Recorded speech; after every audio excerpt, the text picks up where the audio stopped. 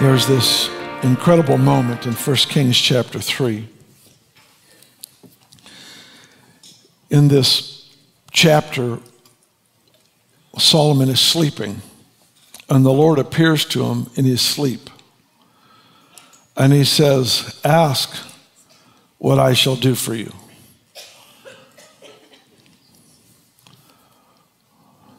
I know this is material we've talked about before, but I can't help but I'm just fascinated by how a person can be so intentionally trained for divine purpose that God can show up to them while they're sleeping and actually trust them to make a decision that will last for the rest of their life.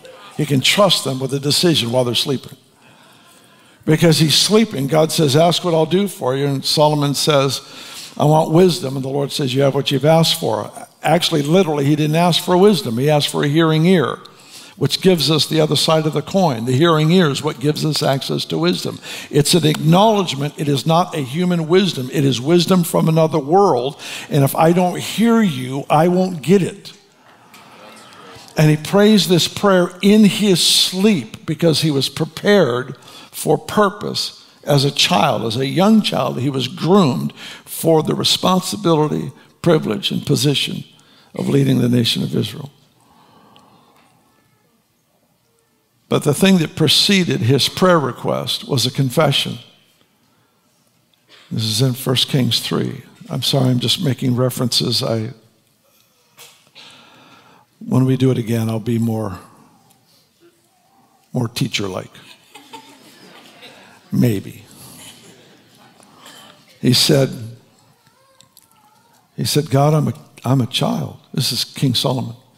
God shows up in his sleep. And he says, "Ask what I'll do for you." And he says, "God," he says, I'm a child.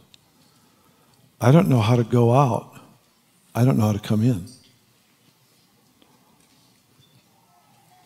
I don't know how to carry this that you've assigned to me to be king. I don't know how to do it. I don't have the ability to go out and represent that office well and come back in here and live in a way that is consistent with my assignment. I don't have the capacity. And I've got this feeling that if you're not overwhelmed by your assignment, then you don't see your assignment clearly. Wow. Because just the revelation of purpose brought the most powerful man on the planet to his knees in his sleep. And he says, "God, I've got to have a hearing ear."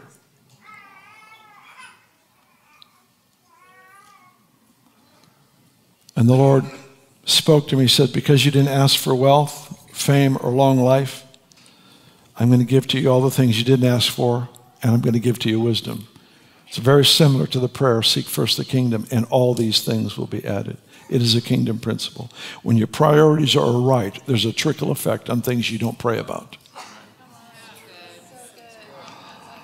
There's a trickle effect on things that don't matter to you that suddenly matter to God, and they become some of the most pronounced parts of your life.